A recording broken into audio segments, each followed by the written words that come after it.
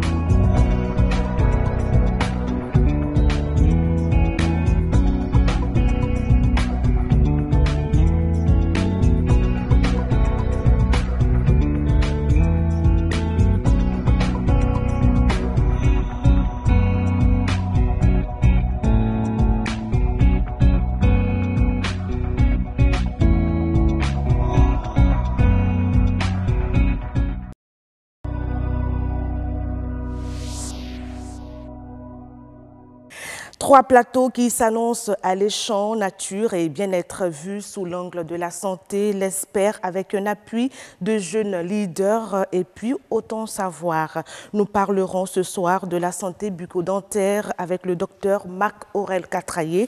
Il est le président de la Société béninoise des chirurgiens dentistes. Nous aurons également un entretien avec un jeune leader sur le networking. Il s'agit d'une association de jeunes gens leaders qui ont décidé d'impulser une nouvelle dynamique au réseautage. Et puis, le chef-service des études de la réglementation et du contrôle de l'ANAT sur l'immatriculation des voitures. Vous avez compris, notre invité d'hier donc revient dans Autant Savoir. Il s'agit de M. Auguste José-Marie Adjovi. À suivre également le 19h45, un tour au cœur de la rédaction pour les news. Et nous aurons, si tout va bien, les petites informations glanées sur Internet. Le grand rendez-vous, c'est les titres avec Nadège Soni. Nadège Soni, bonsoir. Bonsoir Karamata Guataou. Ce soir, le 19h45 vous propose un reportage sur les dispositions prises par les autorités en charge de l'assainissement et les travaux en cours pour éviter aux populations le calvaire pendant les périodes de pluie. Également, dans ce journal, on parle de ces petites douceurs à base de coco très appréciées des consommateurs. Il s'agit bel et bien des amuse-bouches faites à base de coco communément appelé coco râpé. On s'intéresse à la fabrication et aux difficultés liées à sa commercialisation. Pour finir, nous irons au Nigeria où une partie de la population est de plus en plus attirée par l'apprentissage de la langue française. Vous suivrez un reportage sur le sujet à 19h45. Et voilà, chers amis, ainsi se présente donc la charpente, les différentes articulations de ce grand rendez-vous. Je vous rappelle que nous sommes aujourd'hui le mardi 20 mars 2018. Nous ouvrons le bal ce soir avec Autant Savoir.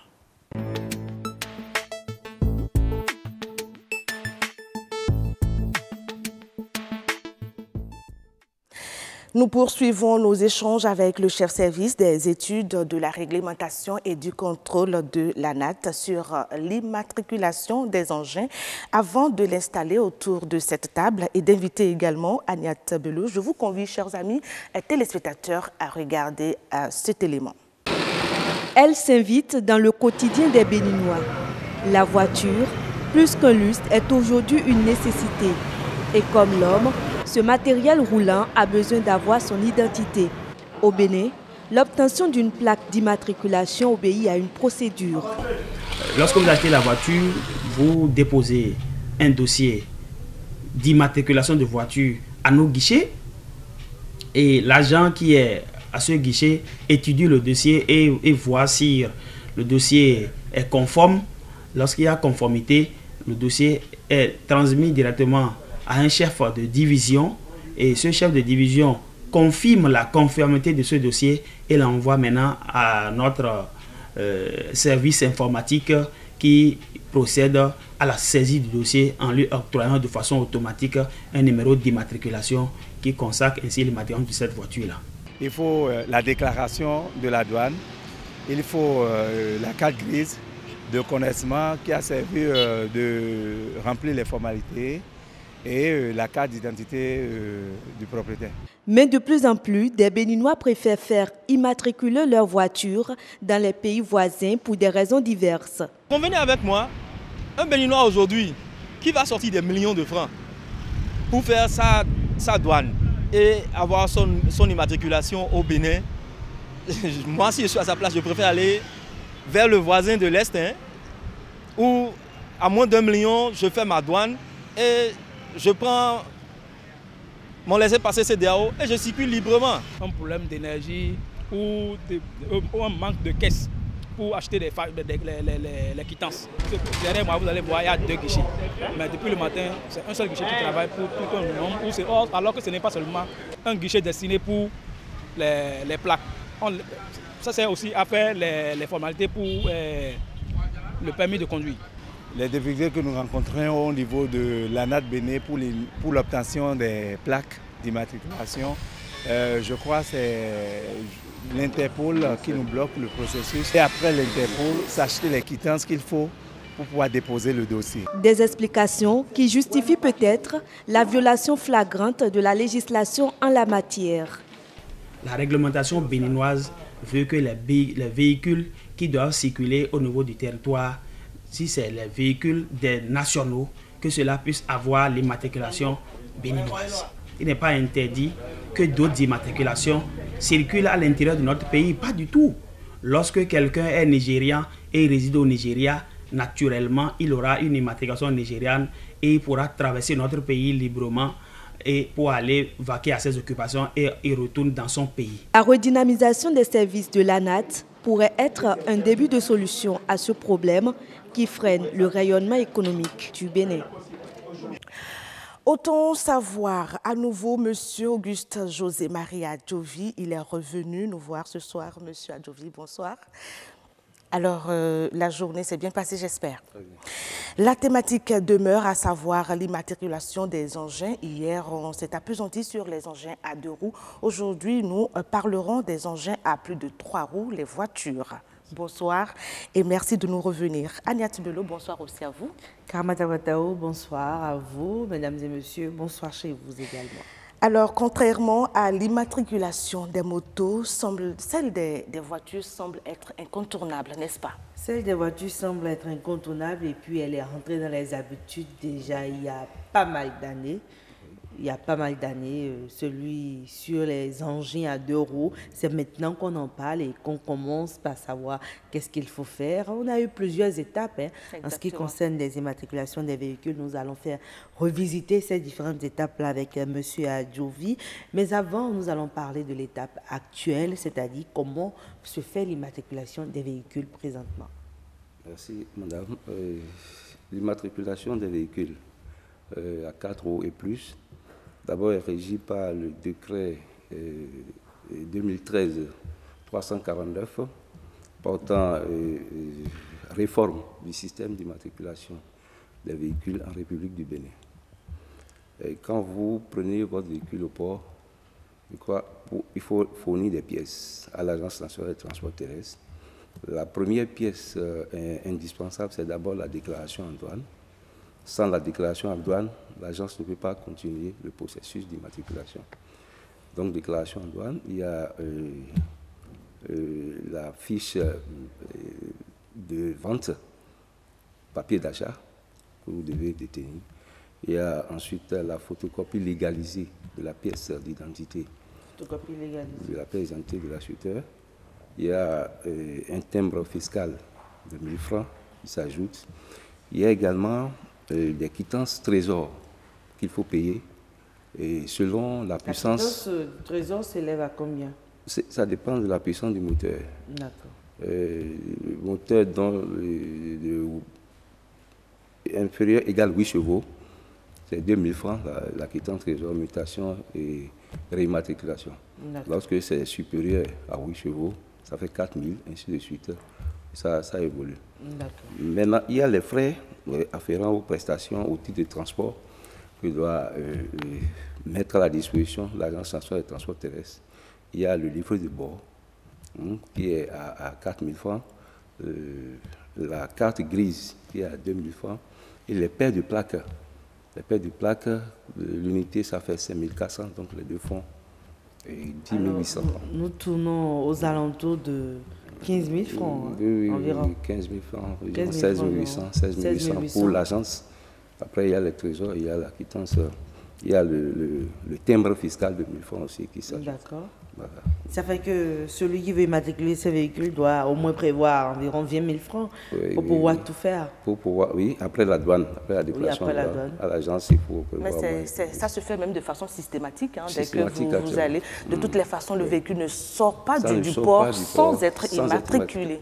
Oui, voilà, c'est en cela que c'est incontournable, je crois. Justement, Karamat, vous faites bien de le dire, mais c'est maintenant. Parce qu'auparavant, c'était une immatriculation provisoire et c'est après cette immatriculation provisoire qu'on s'octroyait la définitive. Voilà. Et j'aimerais justement qu'on puisse revenir un peu à cette époque, puisque vous étiez déjà à la NATA. En ce moment, qu'est-ce qui a sous-tendu un peu cette décision de supprimer l'immatriculation provisoire?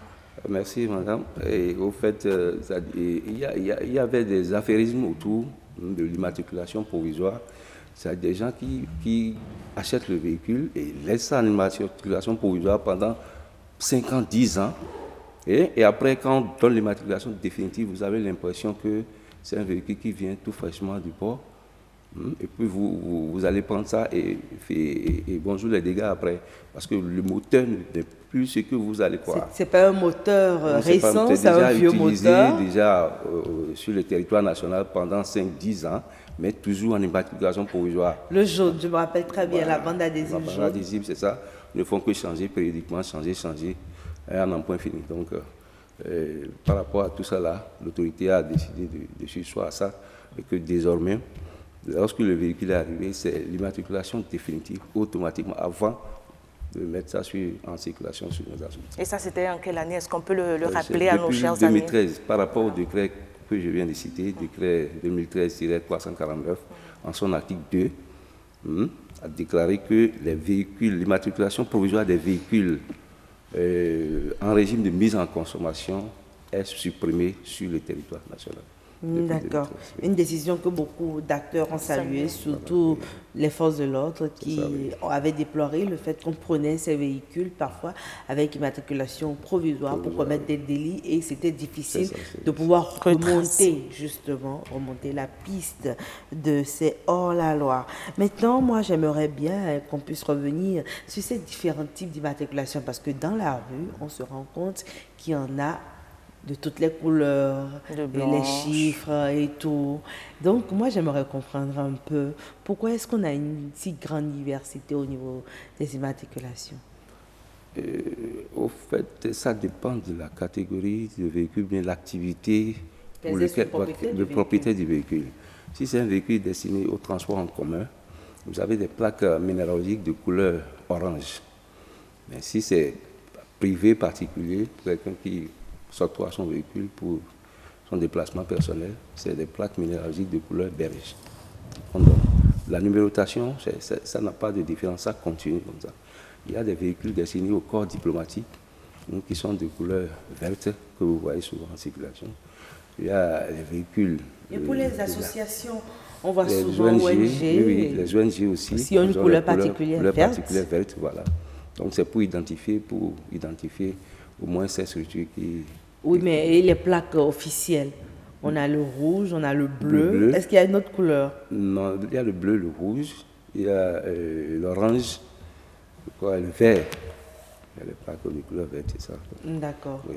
Mais justement, hein, au niveau de l'ANAT, depuis, si vous avez les derniers chiffres de 2017, vous avez sorti combien de plaques? Parce que brusquement, on passe d'une lettre à une autre et souvent on se demande, mais tiens, on achète autant de véhicules ici au Bénin? Oui, on achète, Actuellement, on doit être dans la série BN. N déjà? Oui, BN. Wow. Oui. Ça va vite. On a avancé déjà dans la série BN juste Mais dans pour l'ordre de 3 passer 000 d'une lettre à une autre, il faut atteindre quel quota de véhicules? C'est-à-dire pour passer de M à N, par exemple? Ça fait un intervalle de 1000 véhicules.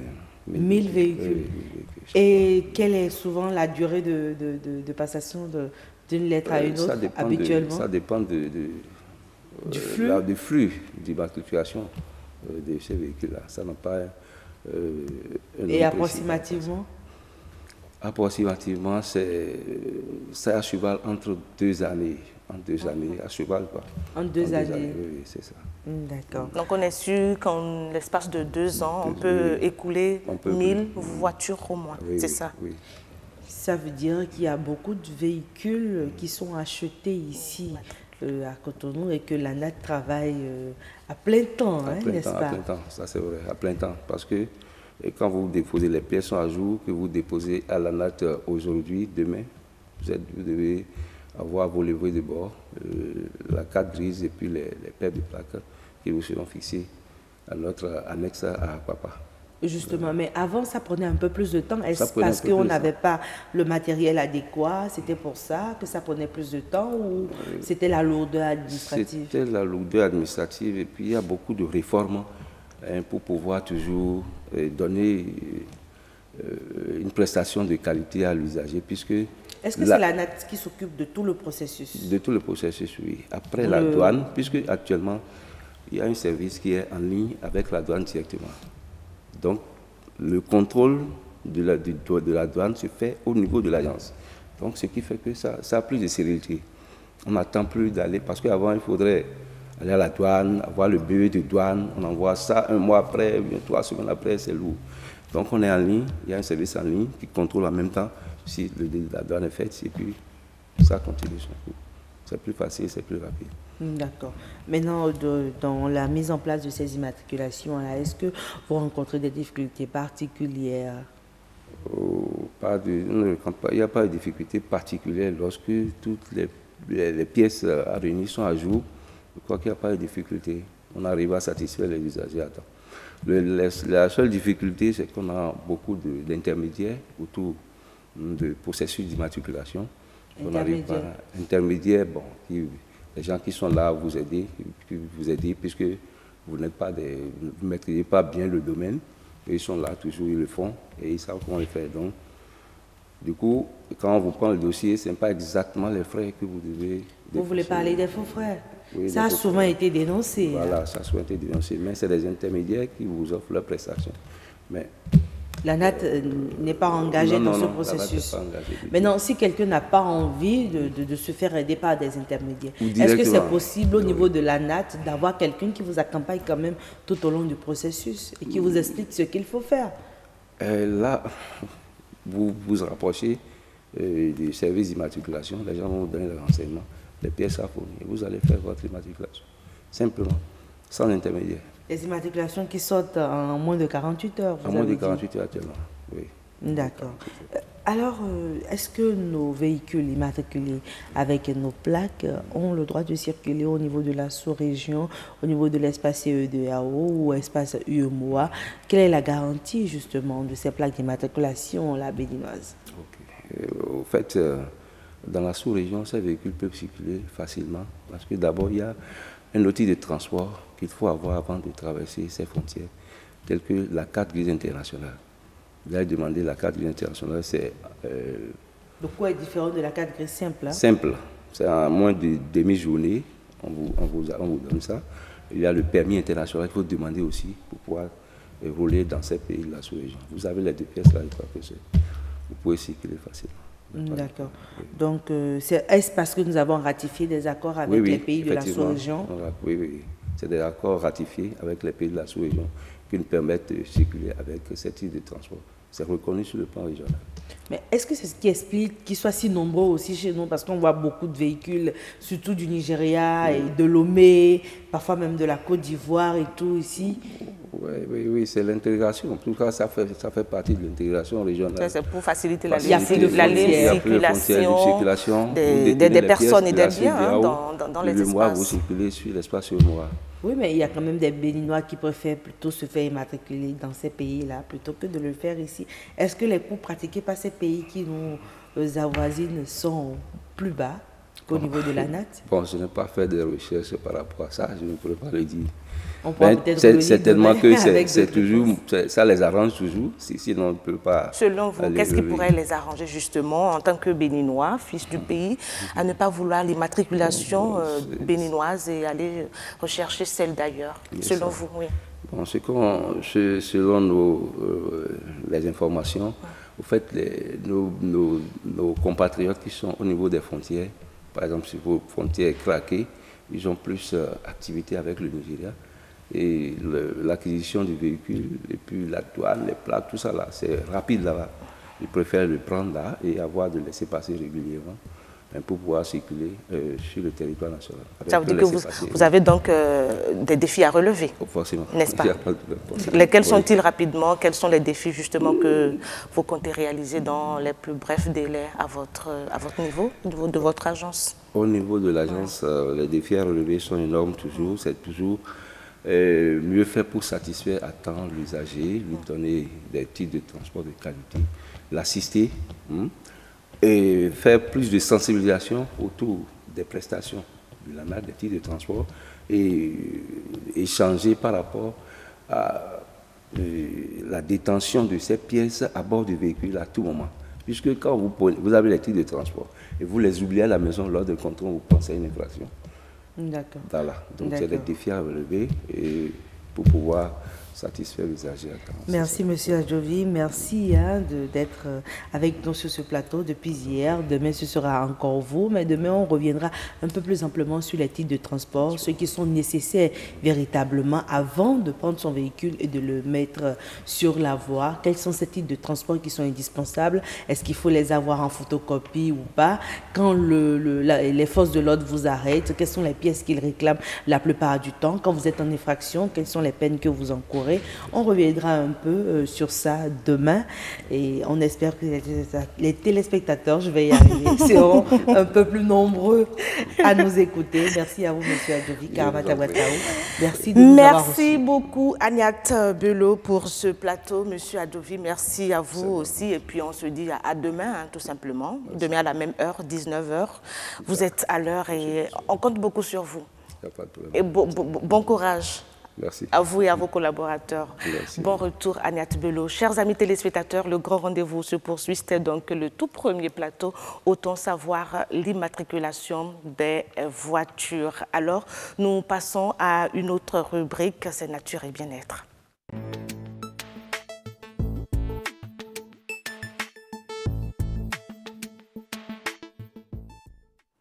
La santé n'a pas de prix, c'est vrai, il faut prendre soin de toutes les parties de son corps. Aujourd'hui, on va s'intéresser à la santé bucco-dentaire. Mais avant de recevoir Heureuse Dalandé et son invité, le docteur Katraye, je vais vous permettre de regarder ce reportage de Héloïse Winato sur les maladies bucco-dentaires.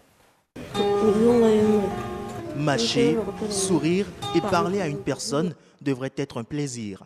Mais pour les patients souffrant de maladies bucco-dentaires, c'est un véritable enfer. Un traitement efficace passe non seulement par des soins de spécialistes, mais également par une bonne alimentation. Si l'alimentation ne contient pas les éléments nécessaires, la cavité buccale, la bouche pourrait avoir des difficultés à lutter contre les infections. Nous avons par exemple la vitamine A, la vitamine E, la vitamine D, la vitamine C, la vitamine B, le calcium, le phosphore, le magnésium, le sodium, le potassium, pour ne citer que ceux-là. Pour trouver une bonne dose de calcium, par exemple, vous voyez notre yaourt, le fromage, tout ce qui est d'origine latée sont très pourvoyeurs de calcium. On n'a même pas besoin d'aller acheter des médicaments riches en calcium nécessairement avant d'en avoir. En plus de ça, il y a des fruits. il y a des fruits qui sont aussi riches en phosphore. Et cet avocat, par exemple, que nous consommons peut-être avec du pain ou bien dans du plat, avec la salade, nous conseillons parce que c'est riche en phosphore. Les aliments riches en calcium, par exemple notre poisson de mer, les crevettes, tous ces aliments, les crabes que nous consommons sont souvent riches en calcium. Et nous conseillons souvent ces aliments. Vous voyez, notre gombo que nous prenons sont riches en calcium. Et donc, c'est autant d'aliments que nous devons privilégier. Privilégier des aliments, oui, mais de saines habitudes peuvent également aider dans la prévention du mal. Après le repas, il faut vraiment boire un peu de l'eau pour rincer la bouche, éliminer les débris qui se sont d'une manière ou d'une autre entassés dans les petits espaces qui existent au niveau des dents. Deuxième élément, c'est que nous conseillons que nous devons nous brosser tout au moins les matins au réveil, les soirs au coucher et si possible après les repas. C'est très important. La santé bucco-dentaire est essentielle pour l'état général et la qualité de vie. Prenons-en donc soin. Voilà, ce reportage porte donc la griffe de Héloïse Winato, mais la pause commentaire est de notre collègue, n'est-ce pas? Il s'appelle Rodrigue, il est de la rédaction, voilà, il est de la rédaction de BB24. Alors, docteur Catraillé, Marc Aurel, bonsoir. Bonsoir. Un plaisir de vous retrouver ici pour nous parler de notre santé, parce qu'il faut bien se porter, n'est-ce pas, pour pouvoir mener à bien ses activités, pour pouvoir rêver grand, parce que sur cette chaîne, on aime rêver chaque jour un peu plus. C'est vrai, c'est vrai. Merci. Heureuse d'annoncer bonsoir aussi à vous. Bonsoir Karamata Ouattara. Vous avez décidé de nous entretenir sur un sujet quand même sensible, hein, la santé des dents, la santé de la bouche, tout à fait. Le sourire. On n'en parle pas souvent. Oui, on n'en parle pas souvent. Et d'ailleurs même, je ne sais pas si les enfants continuent d'appeler ces dentistes-là arracheurs de dents. Mais nous en avons eu un sur ce plateau qui représente d'ailleurs l'association des chirurgiens dentistes béninois. Donc, Monsieur le Président, merci d'être avec nous ce soir. Merci, c'est pour moi un plaisir d'être ici. Et bonne fête. Merci beaucoup. Alors, bon, Cara, aujourd'hui, c'est la journée mondiale santé bucco-dentaire, 20 mars. Ok, d'accord. Voilà. Et le lien aujourd'hui, c'est qu'on fait, bon, on pense plus à la santé en général lorsqu'on parle de la santé de la bouche. Ce qui explique d'ailleurs notre thème, votre santé et votre bouche, le reflet de votre santé. Et je vais déjà demander au docteur pourquoi ce rapport entre la santé de la bouche et la santé générale. Alors, je vous remercie de m'avoir invité sur ce plateau. Les maladies bucco-dentaires sont partie intégrante des maladies non transmissibles. Et les maladies non transmissibles ont en commun des facteurs de risque, les mêmes facteurs de risque. Et le lien entre la santé générale et les maladies bucco-dentaires, c'est que une bonne hygiène bucco-dentaire vous facilite une bonne santé générale. Pourquoi? Parce qu'en bouche, vous avez tous les microbes qui peuvent vous créer tous les problèmes de santé générale. Alors, si vous avez une bouche malade, déjà en première chose, vous parlerez moins, vous aurez mal, vous n'aurez pas le confort de vie, l'intégration sociale va poser un problème, il peut avoir même de l'absentéisme au boulot. Ah oui. Bien sûr, puisque si vous avez très mal, vous n'irez pas travailler. Et ça, c'est vrai. Alors, si vous laissez compliquer les maladies bucco-dentaires, si on prend les maladies simples connues, c'est les caries, c'est les parodontopathies qui sont les maladies des tissus de soutien de la dent. Si vous les laissez les compliquer, ils vont affecter l'organisme en général. Comment? Ces infections de la bouche sont des points focaux. Vous avez, par exemple, tout le monde traîne une gastrite, un ulcère, mais le microbe est dans la carie, dans les angines. Ah bon? Alors, l'hélicobactère... Je ne vous arrête pas, ça dit que ceux qui souffrent d'ulcères sont très souvent ceux-là qui souffrent de caries dentaires. Ça peut arriver qu'ils aient eu déjà la carie dentaire, qu'ils l'ont laissé compliquer et qu'ils aient démarré une gastrite. Si ils ont soigné... Même si après la dent affectée a été arrachée. Mais le microbe est passé déjà. Le microbe est passé déjà. Il aurait déjà causé d'autres dégâts. Hein? Vous faites... il y a rien qu'à partir d'une carie, vous pouvez faire une endocardite. C'est-à-dire? Soyez plus explicite. C'est une infection du cœur, des valvules mitrales, dont les germes sont en bouche. D'accord? Vous pouvez avoir un diabète qui va se compliquer parce que vous avez une gencive qui saigne et tout ça. Donc, le lien entre... On ne peut pas avoir une bonne santé générale si on a des problèmes bucco-dentaires. Donc, il est important pour la Fédération dentaire internationale qui a choisi ce thème, parce que nous avons parlé de maladies cardiovasculaires, de diabète, de cancer et tout ce qui suit. C'est des maladies non transmissibles les problèmes bucco-dentaires font partie de ces maladies. Vous imaginez que 3,9 milliards de personnes ont au moins une carie en bouche. Ah oui, surtout les enfants. D'accord. Alors que les autres maladies, c'est 33 millions seulement que ça tue. Mais qu'est-ce qui peut causer? Alors qu'une petite carie peut, si vous ne la soignez pas, vous conduire au décès. Parce qu'il suffit que ça se complique, qu'une maladie de santé générale qu'elle a provoquée se complique pour que vous vous retrouviez au bord de la tombe. Mais ce qu'on oublie le plus souvent, c'est que quelque part, c'est héréditaire, il paraît. Est-ce que vous nous confirmez cela? Il y a des thèses, il y a des théories qui disent que les maladies bucco-dentaires, les caries en particulier, sont héréditaires. Mais ceci reste encore en discussion. D'accord. Les maladies bucco-dentaires sont comportementales. Et très souvent liées à l'alimentation. Liées à l'alimentation, liées à l'hygiène de vie. Donc nous conseillons, comme l'a dit le nutritionniste, il faut manger très équilibré. Très équilibré parce que c'est seulement comme ça qu'on pourra renforcer son immunité. Donc il faut manger beaucoup de fruits, beaucoup de légumes, apporter des protéines aux jeunes enfants.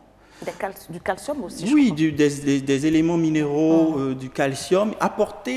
Manger équilibré, apporter tous les éléments nutritifs à l'organisme pour que l'organisme sain puisse se défendre.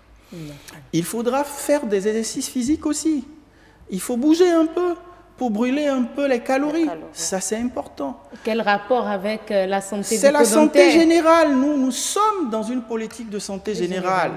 Vous avez mal à la bouche, vous avez mal partout. Vous ne dormirez pas.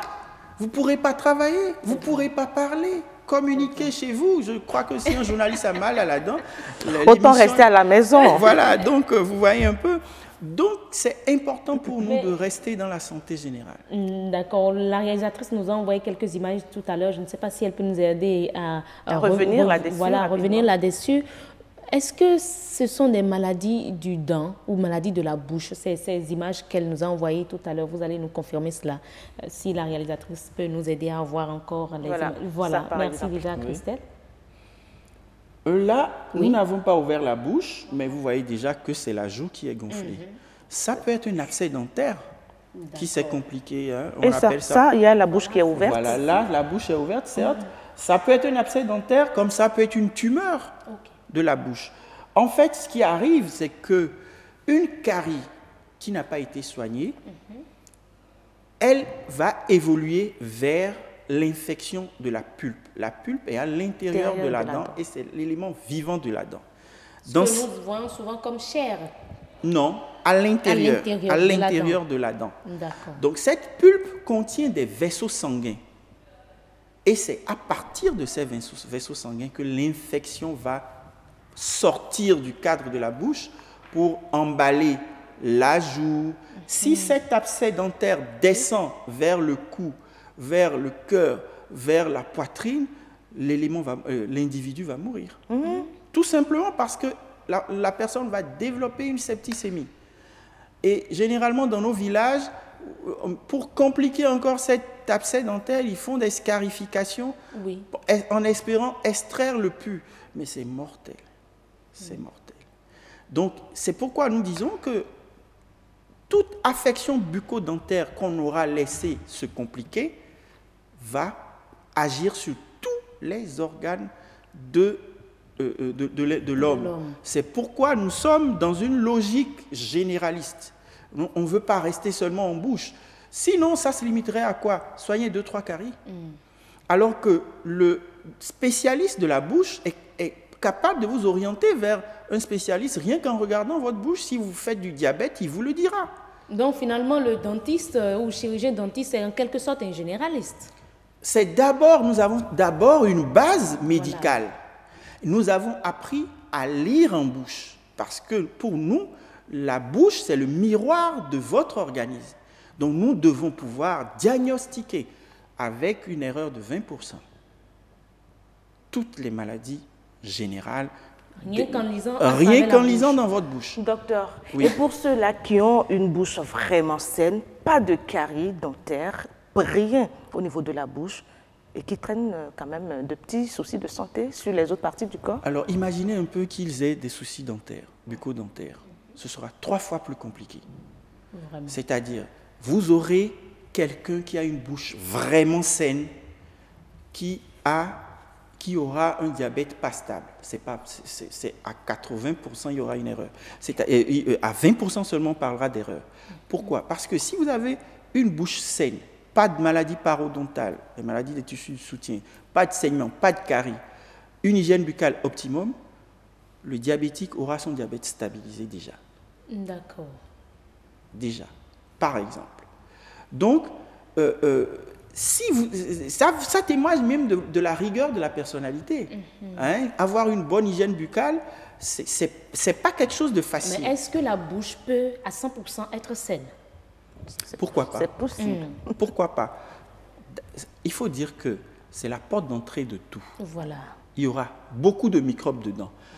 Nous ne parlons pas de bouche saine en termes de microbes, mais nous parlons de bouche saine en termes de absence de caries, absence d'inflammation de la gencive, absence d'inflammation de la gorge, muqueuse claire, saine. D'accord? Voilà, c'est dans ce sens que nous parlons de bouche saine. Mais si on veut aller vers la flore microbienne, il y a tout dans la bouche. Tout. Tout ce qu'il y a dans l'air. Non, mais c'est sérieux. Ça fait peur. Hein? Tout ce qu'il y a dans l'air est dans la bouche. Puisque nous respirons, nous parlons. C'est important. Par exemple, les amygdales sont là pour arrêter ça. Mais parfois, ces amygdales-là se gonflent, ça fait mal. Oui, c'est déjà chez des sujets fragiles. C'est pourquoi il faut manger équilibré pour renforcer son immunité naturellement. Mais techniquement, bon, les nutritionnistes ont parlé, mais déjà à votre niveau, qu'est-ce que vous conseillez aux patients ou déjà à toute la population, ceux qui hésitent d'ailleurs à venir vous voir, à venir consulter, qu'est-ce que vous leur conseillez? Alors, il est important de consulter un dentiste comme par hasard. C'est la dernière chose que tout le monde fait. On attend d'abord d'avoir une petite carie. Savez-vous que la brosse et le dentifrice devraient se choisir avec son dentiste? Mais c'est important parce qu'en fait, quand le dentiste vous aura consulté, il va apprécier si vous avez beaucoup de caries. Il va apprécier la texture de votre gencive. À partir de là, il vous proposera ou un dentifrice pour lutter contre la carie, ou un dentifrice parce que vous avez des dents très sensibles pour lutter contre la sensibilité, ou un dentifrice pour soigner votre gencive qui est malade, et en choisissant votre brosse, il verra si vous avez une muqueuse fragile, épaisse, fragile, il vous proposera ou une brosse souple, médium, dure, voilà. Donc c'est lui qui pourra apprécier quel type de brosse il vous faut. Ceci en fonction de votre bouche. On ne se lève pas pour acheter sa brosse à dents. On ne devrait pas, mais malheureusement, on le fait. Donc, tout au moins, la fois où on rend visite au dentiste, il devrait vous proposez déjà l'essentiel pour avoir une santé bucco-dentaire optimale. Monsieur Katraye, merci beaucoup. Heureuse d'Alandé. Oui, bon, je vous laisse conclure rapidement en 10 secondes. Allez-y. On dira juste qu'ici, c'est du généralisme, ou en tout cas, on a parlé généralité liée à la santé bucco-dentaire. Le docteur va nous permettre de la voir encore dans les tout prochains jours pour parler précisément de telle maladie de la dent et le rapport avec tel problème de la santé. Merci beaucoup à vous. Ce sera un plaisir pour Heureuse d'Alandé. Merci beaucoup, docteur, d'être passé. On vous laisse retrouver vos patients, certainement. Voilà. Merci beaucoup. Bon retour chez vous et on vous souhaite bonne fête. Et à vous aussi, chers téléspectateurs, une bonne fête, puisque aujourd'hui, on parle de la santé bucco-dentaire, la santé votre bouche, le reflet.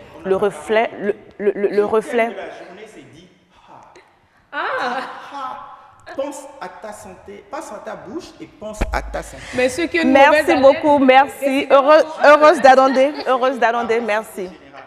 Merci beaucoup, c'était donc Nature et Bien-être. Vous avez compris, c'est très intéressant, ces échanges. Le docteur qui va nous revenir pour d'autres précisions. Alors, autre plateau.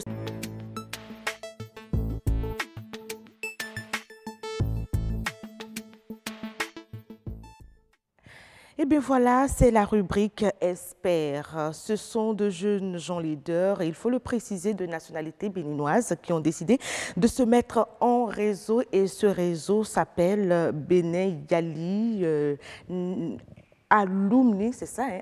Association. Moi, je lis en français. Maintenant, quitte à vous de nous dire si c'est en une autre langue. En tout cas, merci d'être avec nous, Monsieur Bouba. Bouba Atman, vous êtes chargé à la communication pour l'association des anciens élèves Yali, n'est-ce pas, du programme Yali. Rapidement, ce programme, c'est quoi en 20 secondes?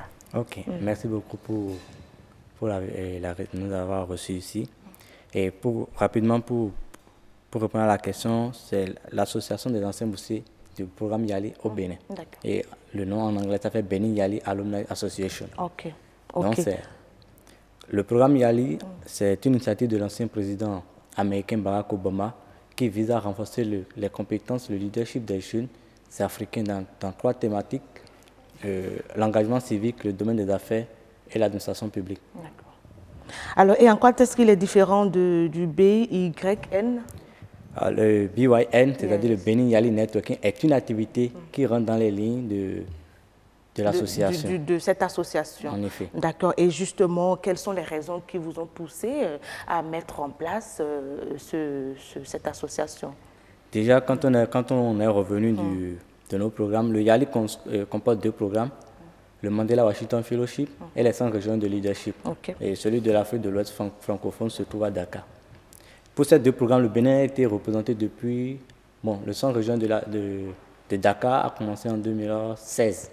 Mais depuis 2014, les Béninois n'ont pas participé à ce programme-là. Donc, de leur retour, ils se sont constitués en association pour un meilleur impact. Vous en faites partie? J'en fais partie. Voilà, donc il ne faut pas vous exclure. Hein? Là, nous sommes constitués en fait pour un meilleur impact. Voilà, je préfère. Nous sommes constitués pour un meilleur impact. C'est ce qui justifie la création de l'association. Et maintenant, pour le BYN, en fait, étant en association, c'est une association de jeunes compétents, je vais le dire, avec assez de ressources, donc qui ne sont pas vraiment connus du grand public. Donc c'est en fait pour mettre en valeur, pour révéler ces potentialités que le programme cette activité a été lancée. Justement, et quels sont les objectifs que vous visez? C'est vrai, vous êtes talentueux, c'est de jeunes qui ont quand même un certain niveau et tout, mais qu'est-ce que vous visez dans le court et dans le long terme? Dans le court et le long terme, c'est de changer les choses ici au Bénin et au-delà en Afrique. Nous avons en fait, déjà étant jeunes, nous sommes la relève de la nation. Donc, l'idée du Yali, c'était déjà de changer les visions des jeunes africains pour un meilleur impact. Et c'est ce que nous aussi sommes en train d'appliquer ici. Et déjà, de notre retour de nos formations, nous lançons aussi des formations à l'endroit de nos confrères jeunes pour une restitution, eux aussi, pour en même temps les amener aussi à voir les choses autrement, à voir l'avenir autrement. Et quels sont ces programmes-là, justement, que vous mettez en place pour permettre à ces jeunes-là de voir l'avenir autrement? Déjà, en février 2017, il y a eu un programme qu'on a mis en place, une activité qu'on appelle le Benin Yali Camp 2017, sur le financement de l'ambassade des États-Unis. Ça s'est tenu à Parakou et nous avons réuni 100 jeunes béninois qui ont été formés au leadership. Donc, de retour aussi, il y a eu un suivi qui a été mis en place pour les accompagner à mettre en application, en exécution ce qu'ils ont appris. En dehors de ça, nous avions lancé aussi une formation à l'endroit des dignitaires religieux, des policiers et... Ah, donc vous embrassez un peu tout, hein? Oui, c'est dans presque tous les domaines que vous intervenez. Et pourquoi est-ce que vous visez aussi large? Pourquoi ne pas circonscrire un peu vos domaines d'action? Bon, déjà c'est de voir en fait là où il y a là où le besoin se fait sentir, de lancer des actions pour corriger en fait ce qu'il y a. Donc ce qu'on nous a, l'activité qui a impliqué les chefs d'État, les forces de l'ordre, les maires et puis même les élus locaux, les dignitaires religieux, c'était la communication. Une formation sur la communication non violente qui s'est tenue à Ouida. Donc quand on parle de communication non violente, les principaux acteurs, en fait, il y a les forces de l'ordre, les dignitaires religieux pour éviter, la cohésion interreligieuse, le dialogue interreligieux, les élus locaux. Donc c'est ce pourquoi on les a intégrés dans cette formation-là. Maintenant, en dehors de ça, il y a le 18 juillet 2017, on a célébré en fait la journée internationale Nelson Mandela. On a fait une journée de salubrité à la prison civile de Cotonou, au Sénat chez Hubert Maga, et on a mis en terre une plante qu'on appelle le Mandela Tree à l'université d'Abomey-Calavi.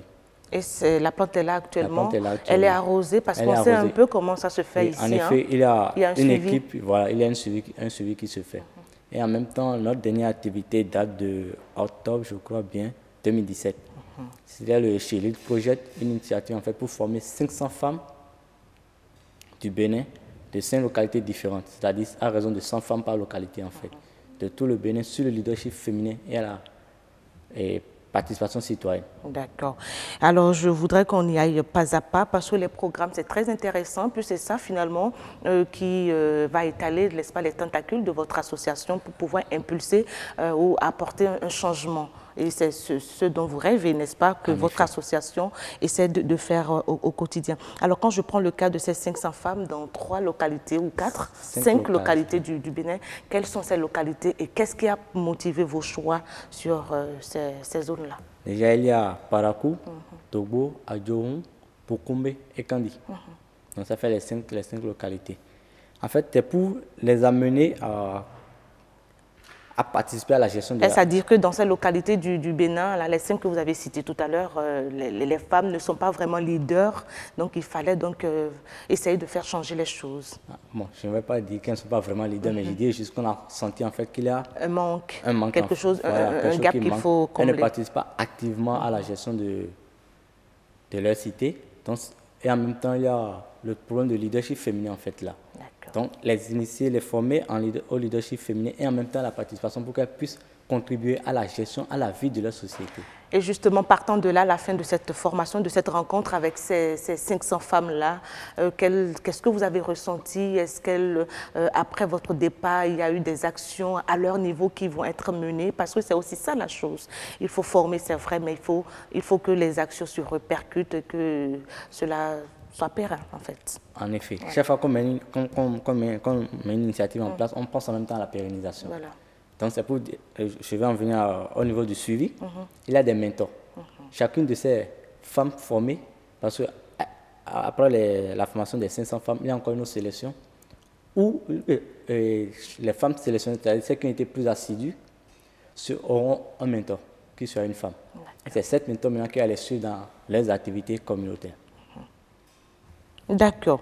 Alors, je voudrais bien aussi qu'on parle de ces jeunes-là que vous êtes au sein de votre association. Pour en faire partie, justement, est-ce que je peux, moi, de ma position aujourd'hui journaliste, je peux facilement y avoir accès ou bien il faut forcément suivre la formation du côté de Dakar? Je ne sais pas, c'est Yali, hein, tout ça. Oui, en fait, l'association est ouverte seulement, puisqu'on le dit, l'association des anciens boursiers.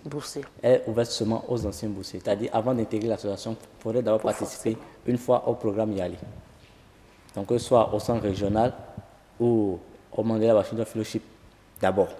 Et c'est une fois de retour qu'on intègre l'association. D'accord. Merci beaucoup, M. Bouba. Vous restez avec nous puisqu'on n'a pas fini d'échanger justement sur cette association. Il y a d'autres aspects à aborder. Vous restez avec nous et c'est pour regarder du côté de la rédaction pour le journal, le 1945.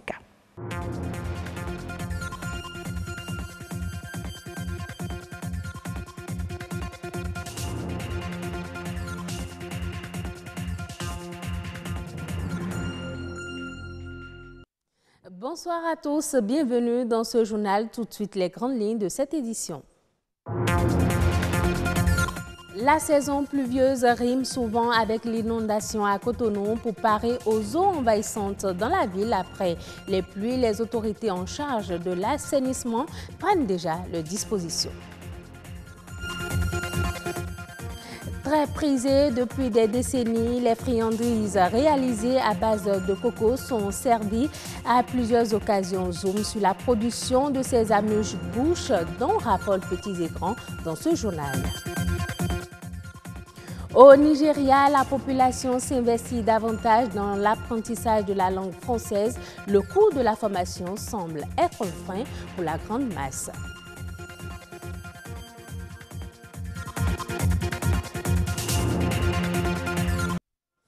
Cotonou amorce progressivement la grande saison pluvieuse. Déjà, les premières gouttes d'eau arrosent la ville. Pour prévenir les inondations de cette année et réduire les peines des populations, des travaux s'effectuent en amont par les autorités en charge de l'assainissement de la ville. C'est un reportage de Christelle Tongodo et de Auréole Ayeyon. Bientôt, c'est la grande saison pluvieuse et Cotonou aura les pieds dans l'eau. Dame Nature va alors ouvrir son robinet sans retenue sur la capitale économique, pour ainsi laisser place à l'amertume et au désarroi des Béninois, dont le cri de cœur cette année encore reste le même. Il faut vider les caniveaux de temps en temps, ce n'est pas à l'approche des pluies qu'on va vider les caniveaux. Un mois ou bien 2 semaines, si on peut vider les caniveaux, de temps en temps, ce serait bon. En temps de pluie, les difficultés s'amoncellent. Les boues par-ci, les flaques d'eau par-là. La circulation est difficile. Nous invitons les autorités compétentes à nous aider dans ce sens. Que tout un chacun de nous sache sa part de responsabilité. Tout Cotonou sera inondé. La mairie ne peut pas tout faire. En passant par dans l'eau d'abord, il y aura la maladie et aussi le courant peut surgir quelque part pour qu'il y aura encore d'autres choses comme tentation de mort. Cotonou est situé en dessous du niveau de la mer. La ville est bâtie sur les marécages. Une position géographique qui scelle davantage son sort en saison de pluie. Cotonou, son site tel qu'il est, pour le transformer, il faudra des travaux spécifiques. Que les inondations soient importantes, comme certains la prévoient, ou qu'elles soient moins importantes. De toutes les façons, il y a la saison pluvieuse qui conduit à une période d'inondation à Cotonou. En prévision aux inondations de cette année, la direction du service technique de la mairie de Cotonou prend ses responsabilités. Il y a des actions de préparation du terrain, donc de la ville, avant que les pluies ne tombent. Le curage des ouvrages d'assainissement pluvial est terminé dans certains arrondissements. Dans d'autres, c'est encore en cours. Et ensuite, nous avons procédé aux travaux de rechargement.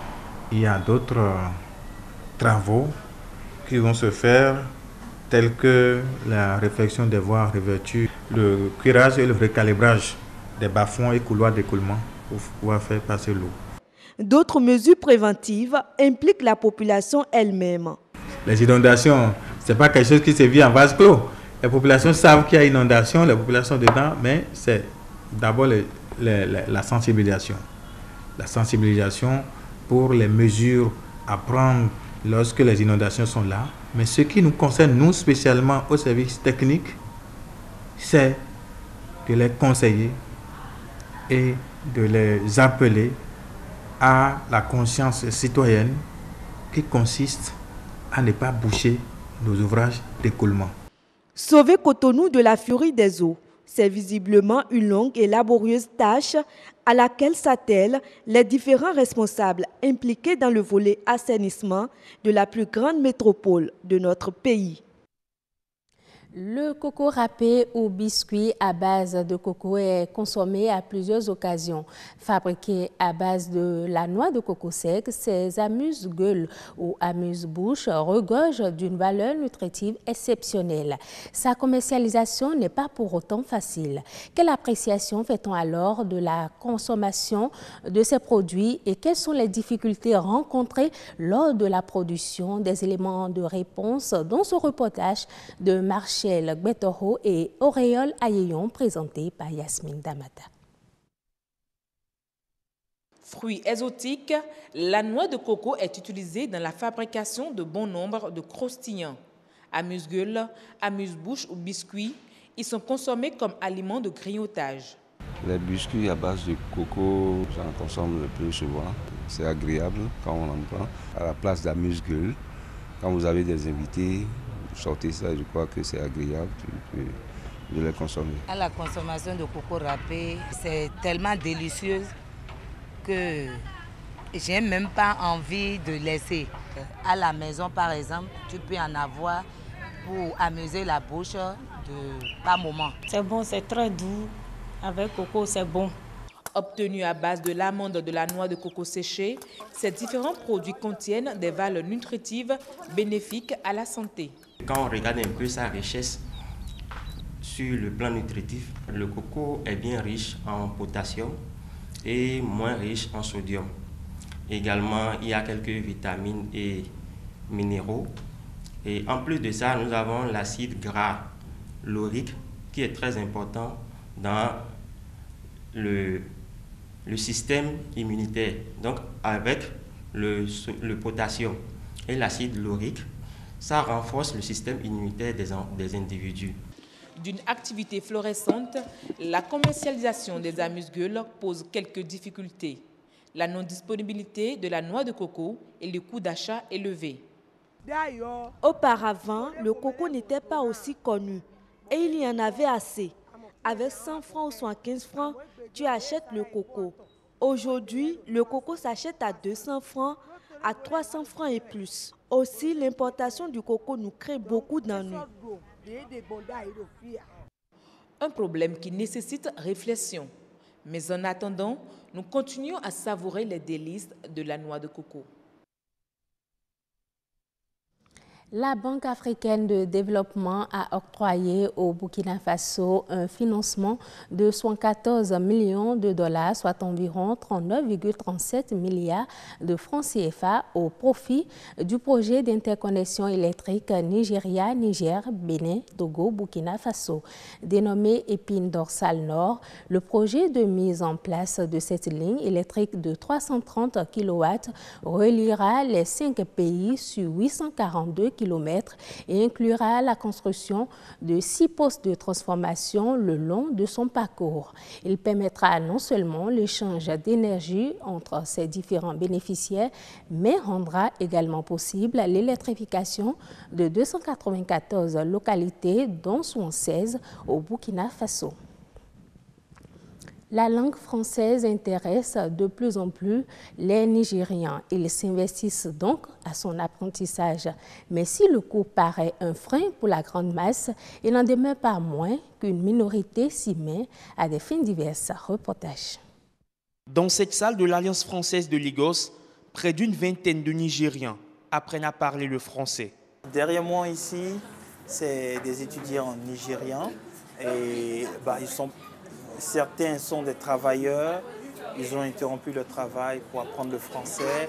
Il y a aussi des élèves qui ont fini et qui voudraient aller à l'université, dans une université francophone. Et ils sont également ici pour apprendre le français. La matinée de cours de français à apprendre les conjugaisons au passé composé n'a en rien entamé leur enthousiasme. Ils s'y plaisent. J'aime la langue, c'est romantique, c'est intéressant. Et ça me fait plaisir d'apprendre. Première économie d'Afrique de l'Ouest, le géant anglophone n'en est pas moins isolé au plan régional, entouré exclusivement de voisins francophones, le Tchad, le Nigeria et le Bénin. Conscient de cette fragilité, le dirigeant militaire Sani Abacha a voulu faire du français la deuxième langue officielle du pays en 1996 et l'a imposé comme seconde langue étrangère obligatoire à l'école. Plus de 20 ans après, les résultats ne sont pas toujours satisfaisants. Dans le système éducatif nigérian, il y a deux cas de figure. Il y a les écoles publiques qui ont des difficultés à enseigner le français, à recruter des professeurs qui auraient déjà pu bénéficier d'une formation adéquate. Et il y a les écoles privées qui souvent inscrivent le français dans leur curriculum, qui là vont chercher par exemple à embaucher des professeurs francophones. Il y a un vrai appétit. Moi tous les jours j'entends des gens qui me disent je veux parler français, vous devez m'apprendre des chauffeurs de Taxify, des serveurs dans les bars. Enfin, il y a un appétit après qui n'est pas forcément suivi des faits. C'est-à-dire que même si je laisse ma carte, ce sont des personnes que je ne revois pas, revois pas forcément. Les cours à l'Alliance française coûtent 60 000 naira, environ 90 000 francs CFA pour une session de 2 mois. Un rêve inabordable pour de nombreux Nigérians, dont c'est le salaire mensuel. Dernière information avant la fin de cette édition, la Libye a réussi à maintenir ces 2 derniers mois son offre pétrolière à 1 million de barils par jour et stimule ses exportations de brut vers l'Europe et les États-Unis. Le constat a été fait par l'Agence internationale de l'énergie qui a publié un rapport à cet effet sur la bonne santé de l'industrie pétrolière du pays. Le développement de l'offre vers l'Europe et le marché américain est tel que la Libye se rapproche de l'Arabie saoudite qui est actuellement le 3e plus grand fournisseur de pétrole maritime d'Europe après l'Irak et la Russie. C'est sur cette brève que nous mettons fin à cette édition. Merci de votre fidélité. À bientôt. Nadège Sani, merci beaucoup aussi à vous pour cette présentation. C'était avec vous le 19h45, le journal du soir sur BB24. Alors, le grand rendez-vous suit son cours normal. On parlait donc de cette association de jeunes leaders qui ont eu à suivre la formation Yali, qui ont décidé de se mettre ensemble et de créer un réseau. Ce réseau vise donc à changer certaines habitudes au pays. Nous sommes au Bénin. Alors, Monsieur Atman Bouba, je rappelle à nos amis qui étaient avec nous au démarrage de cet entretien et ceux-là qui viennent de nous prendre donc, au vol, que vous êtes chargé à la communication pour l'association des anciens boursiers du programme Yali, n'est-ce pas, Monsieur Bouba? En effet. Alors aujourd'hui, votre ambition, c'est de faciliter le réseautage et votre initiative, comme je l'ai dit, c'est d'apporter un changement de comportement, un changement pour un développement de notre pays. Et vous avez déjà eu à mener certaines actions et on parlait de ces 500 femmes-là dans 5 localités. Et on a parlé aussi de notre programme, celui que vous avez eu le 18 juillet, n'est-ce pas? Alors, quel est l'intérêt? Puisque quand on se met en association, c'est pour qu'à la fin, chaque participant aussi puisse avoir quelque chose pour lui. C'est vrai, apporter un plus pour son pays, pour sa nation, mais c'est aussi pour soi-même, n'est-ce pas? Alors, quel est l'intérêt pour ces jeunes leaders que vous êtes à participer à cette association, à ce programme? D'abord, le fait de se mettre ensemble nous permet en fait d'élargir notre cercle de notre réseau et faire d'autres rencontres en fait. Rencontrer par exemple je vais dire, dans cette association, par exemple, il y a des personnalités qui en font partie. Il y a des personnes qui en font partie. Et pour des jeunes qui font partie de cette association-là, ça leur permet en même temps de pouvoir côtoyer ces personnalités-là, d'apprendre de leurs expériences, d'échanger avec eux sans problème. Au lieu de passer par le protocole, le secrétaire, avant d'entrer en contact avec eux directement, ils sont en contact avec ces. Et quelles sont ces personnalités-là déjà que certains leaders ont eu à côtoyer? C'est pas... Allez-y rapidement, on a envie de savoir, c'est un espace de partage pour intéresser déjà ces jeunes au programme Yali, quitte à revenir vous rejoindre dans votre association. Oui, en effet, par exemple, nous, dans l'association, par exemple, il y a la ministre de l'économie numérique qui est Yali. Wow. Ah oui, hein? Elle est Yali et déjà, nous sommes en fait d'avoir déjà un contact direct avec elle. Pas besoin donc de passer par son secrétariat. Puisque on avait déjà ce contact-là depuis, et maintenant qu'elle est ministre, en fait, nous l'encourageons dans sa démarche et puis dans cette nouvelle tâche. Et nous avons toujours cette facilité à prendre contact avec elle. D'accord.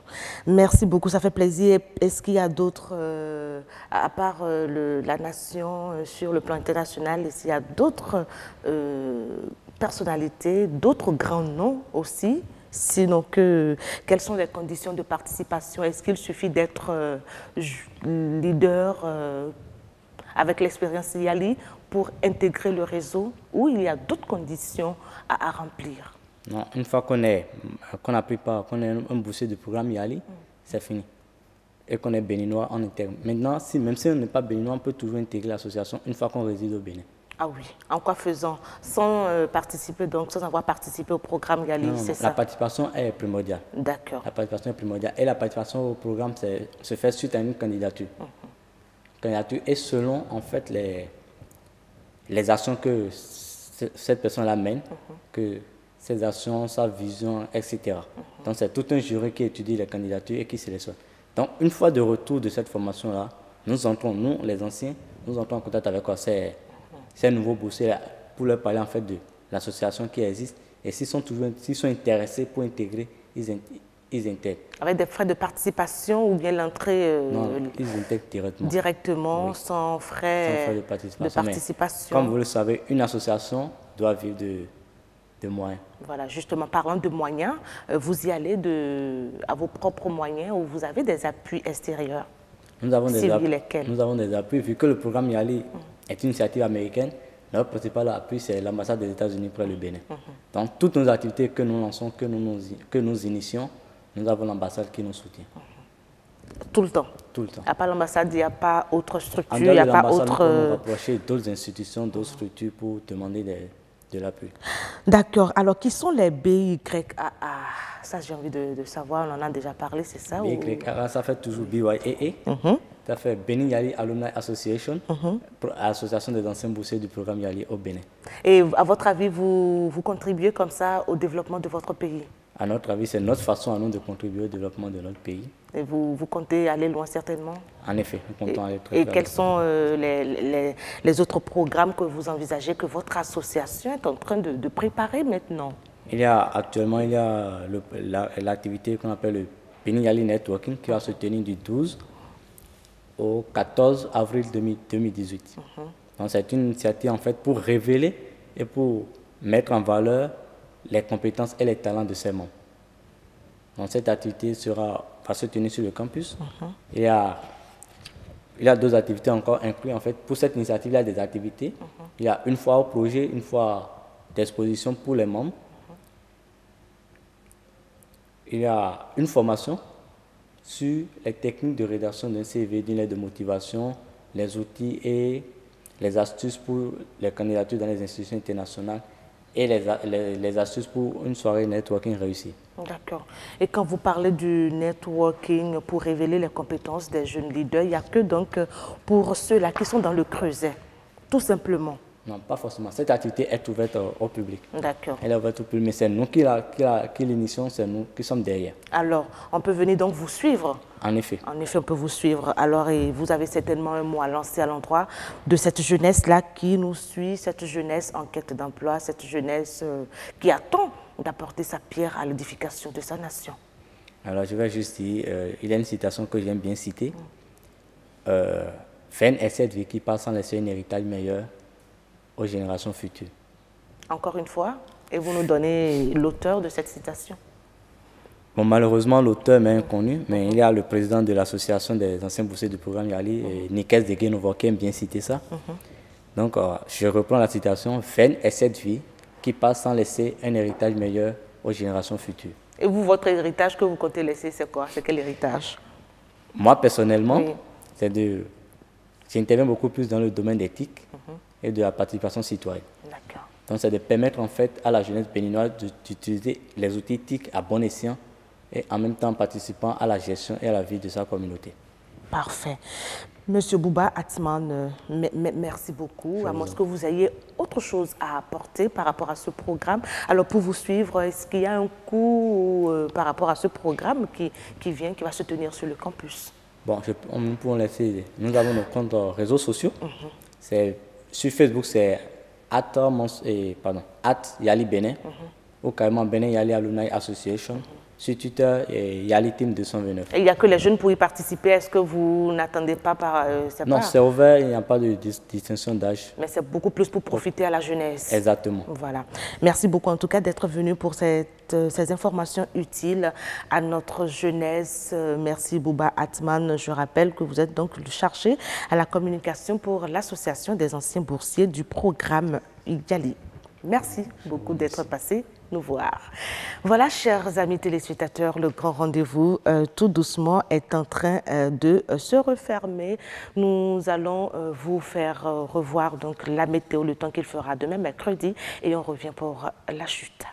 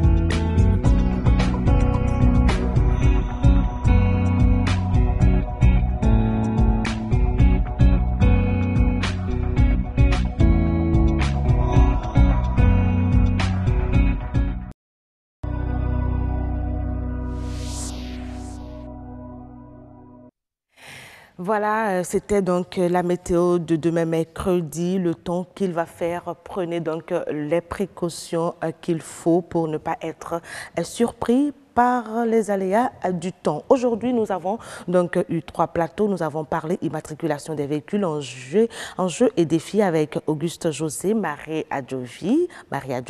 Nous avons parlé également de la santé bucco-dentaire, puisqu'aujourd'hui, c'est la journée d'une bonne santé bucco-dentaire. Votre bouche, le reflet de votre santé, et puis le networking pour révéler les compétences des jeunes leaders. Et ces jeunes leaders, c'est vous, c'est moi, c'est nous tous pour bâtir le Bénin, notre cher et beau pays. Voilà, chers amis téléspectateurs, ici s'arrête donc le grand rendez-vous de ce mardi 20 mars 2018. Merci beaucoup de nous avoir suivis de bout en bout. À vous qui avez pris le train en marche, si vous avez envie de revivre l'émission, retrouvez-nous sur le www.ortb.bj à l'équipe de réalisation. Merci. On se dit tout simplement à demain. Portez-vous bien.